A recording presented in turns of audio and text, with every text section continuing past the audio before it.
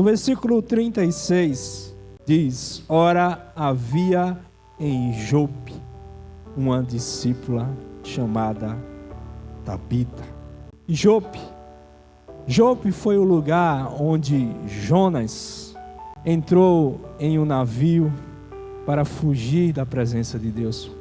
Jope foi o lugar onde Pedro teve uma visão que do céu descia vários animais imundos, impuros, que não poderiam ser comidos pelos judeus. E Deus disse para ele: vai, toma, mata, come. Onde Deus estava ali abrindo a porta para os gentios. E Jope também era um lugar de uma mulher irrepreensível. Uma mulher que atendeu ao chamado de Deus, que tinha um coração íntegro, um coração amável. Essa mulher se chamava Tabita, que quer dizer também Dorcas. E ela, Dorcas, a palavra Dorcas significa gazela. E gazela é um animal belo, é um animal veloz, é um animal que está pronto a servir. E as pessoas, quando recebiam um nome, as crianças, elas cresciam com aquela identidade, elas cresciam com aquela referência. Então Dorcas, quando recebeu esse nome, ela é ensinada: esse é o meu objetivo, eu vou ser como uma gazela, eu vou ser prudente, eu vou ser veloz, eu vou ser bela. E Dorcas, ela tinha um coração enorme. E ela é chamada de discípula. A primeira ou a única pessoa, a única mulher na Bíblia chamada de discípula.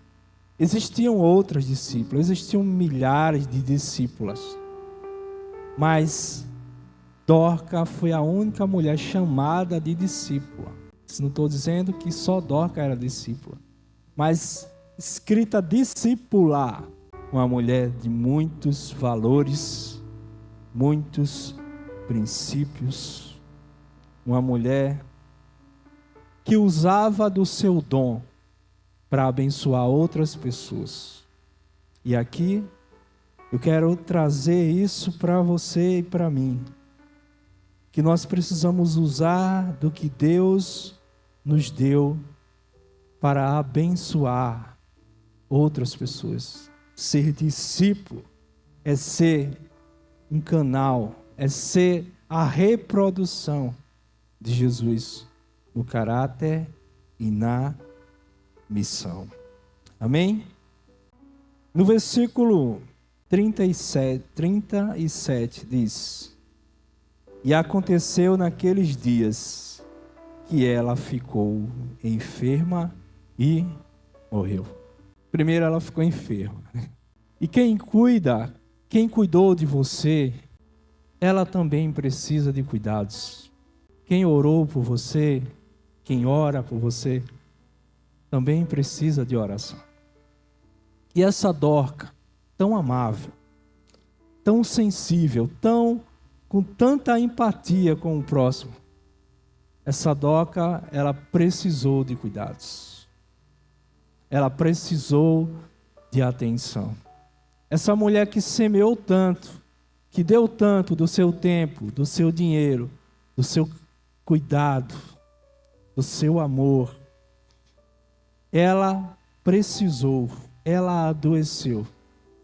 Ela precisou das orações. Ela precisou da visita. Ela precisou da presença. E eu quero que você entenda uma coisa. Existem pessoas que necessitam das suas orações, que necessitam da sua visita, que necessitam do seu cuidado, do seu zelo, do seu tempo, do meu tempo. Precisamos doar o nosso tempo, a nossa vida para as pessoas. Existem pessoas que estão necessitadas. Pessoas que talvez já investiram em nós. Agora é a hora de retribuirmos, de ajudarmos, de irmos com ela, de dividir o peso com elas. Amém, queridos? Basta você olhar para o lado aí. Talvez essa pessoa que está do seu lado, ela está precisando de uma palavra. Eu estava hoje de manhã meditando nessa palavra. Quando eu saí de casa, eu ia pegar o carro, meu carro está ficando lá no Ceru. E tinha um senhor sentado assim, no banquinho, no outro lado, assim na praça, na frente da minha casa. E ele disse: eu lhe vi quando você chegou ali no portão, ele disse para mim. E ele disse assim: Deus, manda aquele irmão trazer uma palavra para mim. Ai, Senhor. E ele disse: você pode me dar uma palavra de Deus? Eu estava com a Bíblia na mão. Eu disse: posso. E a palavra que eu trouxe foi a palavra que eu estou trazendo aqui para vocês. É que essa Dorca, que um dia ela se doou, que um dia ela se deu, ela semeou, ela morreu. Mas Deus levantou-a, ressuscitou. Deus deu a vida a ela novamente. E da mesma forma, Ele vai dar a vida para o Senhor. Eu disse para aquele Senhor: Deus vai ressuscitar os teus sonhos, os anseios do teu coração. E aí eu orei por ele. Então existem pessoas necessitando de uma palavra, de um abraço. Existem pessoas que estão sedentas. Então, essa mulher, ela morreu. E essa morte física pode representar para nós uma morte espiritual.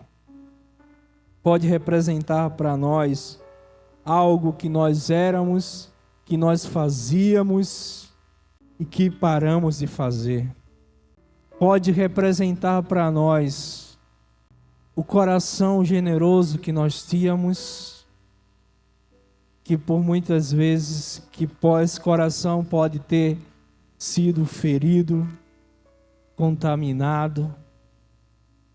As orações que você fazia, as boas obras que você fazia, o evangelismo que você anunciava, essa morte pode ter sido algo que você se doava, que parou de doar, se entregava com tanta alegria, mas que hoje já não faz mais. Pode ser os dízimos e ofertas que você dava com tanta alegria e hoje você já não dá mais. E o que foi que o que Pedro fez? Ele pediu que todos saíssem daquele ambiente. E aí, isso nos ensina algo. Que para que possamos ter a ressurreição das coisas que perdemos, das coisas que morreram, das coisas que se foram, das coisas que foram paralisadas na nossa vida, nós precisamos lançar fora, fazer sair toda a incredulidade, expulsar da nossa vida, da nossa frente, do nosso meio, do nosso ambiente, tudo que seja sinônimo de dúvida, de incredulidade. Se creres, verás a glória de Deus. Se creres. Então não podemos encher o nosso coração com a mentira de Satanás, com as dúvidas, com as setas inflamadas do maligno. Guardemos os nossos pensamentos. Sem fé é impossível agradar a Deus. Para tudo nessa vida precisamos de fé. Para tudo. Para salvação, para libertação, para cura, para restauração, para tudo precisamos de fé. E como é que a fé vem? Pelo ouvir e ouvir a palavra de Deus. A apóstola Valnice, ela sempre diz assim, olha, antes de orar por alguém, eu ministro a palavra. Porque enquanto eu estou ministrando a palavra, o coração daquela pessoa está se enchendo de fé. E aí, quando eu for orar, aquela fé vai entrar em operação. Amém? Então, enquanto nós estamos aqui ministrando a palavra, essa espada de 2 gumes que está cortando vocês e está me cortando, nosso coração está se enchendo de fé. Quando você for orar, você vai ver a Dorcas que morreu dentro de você ressuscitar. Aleluia. A gazela vir à tona novamente, em nome de Jesus. Então expulse e rejeite da sua vida, da sua mente, tudo que for contrário à palavra de Deus, tudo que for incredulidade. Deus não opera em um ambiente de dúvida, de incredulidade. Certa vez Jesus foi em uma cidade e a Bíblia diz que Jesus fez poucos milagres. Por que ele fez poucos milagres? Porque ele não queria fazer os milagres? Não. Porque aquele ambiente era um ambiente de dúvida, de incredulidade. As pessoas não criam nele. As pessoas não criam. Por isso, ele não pôde fazer muitos milagres. Então, por que Jesus precisa que nós creamos na sua palavra? Outra vez ele disse assim, olha, você crê no Filho do Homem? Quem é, Senhor, para que eu creia? Precisamos crer. Diga para você mesmo, eu preciso crer. Mesmo que a situação seja difícil, mesmo que aos seus olhos seja impossível, como aos olhos daquela viúva. Mas para Deus, nada é impossível. Diga isso de novo, isso é muito. No versículo 40, mas Pedro, colocando todas para fora, ajoelhou-se.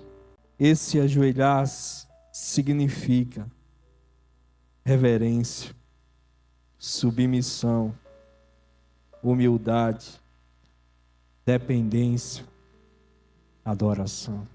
Pedro, ele quis dizer para o Senhor, Senhor, eu não posso, mas tu podes. Eu sou apenas o canal, quem faz é o Senhor. Foi o que Jesus disse.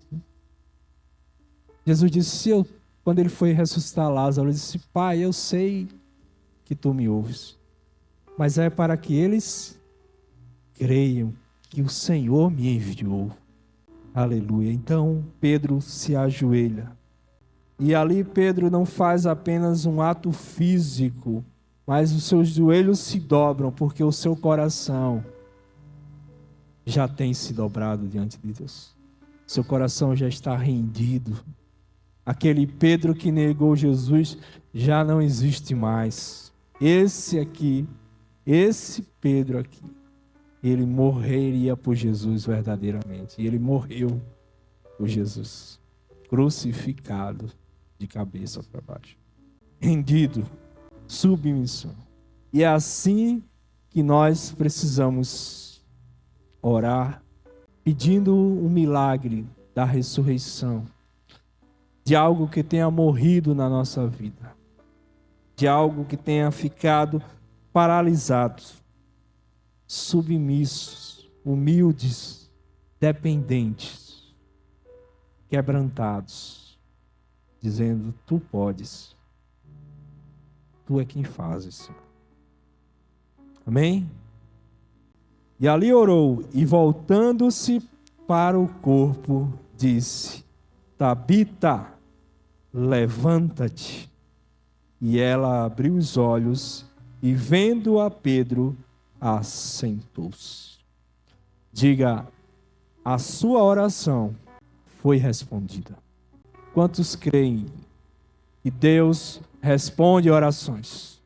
Deus responde orações. Ele diz para eu e você pedir. Peça que você vai receber. Peça, porém, com fé, sem duvidar. Peça. Você pode pensar em algo que você está precisando nessa hora.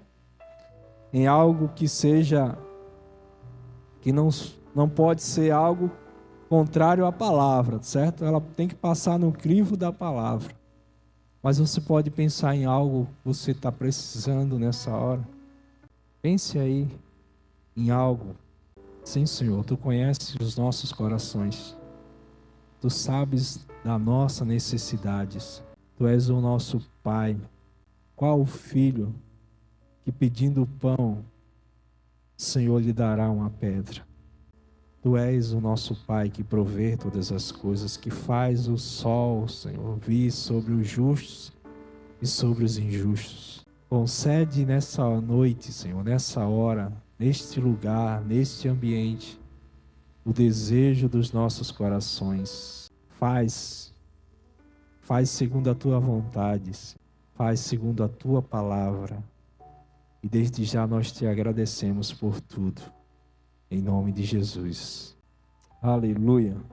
41 diz: e ele dando-lhe sua mão, aquela mulher que tantas vezes deu a sua mão, estendeu a sua mão, ajudou as viúvas, agora ela estava sendo retribuída. E Pedro dando a sua mão, é como representante de Deus ali, Deus estava dando a mão para Dorcas. Dando as suas mãos, levantou-a, e ela abriu os seus olhos, e vendo a Pedro, assentou-se, e ele, dando-lhe sua mão, a levantou, e chamando os santos e as viúvas, a apresentou viva. Aleluia. 42 diz: e isso foi conhecido por toda a Jope, e muitos creram no Senhor. Quando Deus fizer algo na sua vida, compartilhe, testemunhe, leve adiante, diga para as pessoas saberem que Deus é Deus. Quando as pessoas ficaram sabendo da ressurreição de Dorcas, muitos se renderam ao Senhor Jesus. Então, o testemunho é uma das formas de evangelizar. Dizer para as pessoas o que Deus fez e faz na nossa vida. Talvez você diga assim: mas eu não sei pregar, eu não sei decorar os versículos, eu não... Diga o que Deus fez na sua vida. Você vai estar evangelizando. E através do teu testemunho, muitos se converterão ao Senhor Jesus. Aquela mulher, ela não andava no ciclo dos apóstolos. Aquela mulher, ela não tinha títulos, mas ela conseguiu fazer a diferença na sua geração. Você não precisa de um título. Você não precisa de um título. Você precisa de um coração disponível, generoso, de um coração que ama, para alcançar as pessoas. Um coração que está pronto, sempre pronto a servir, sempre pronto a abraçar, a amar. E você vai ver o que Deus vai fazer através de você.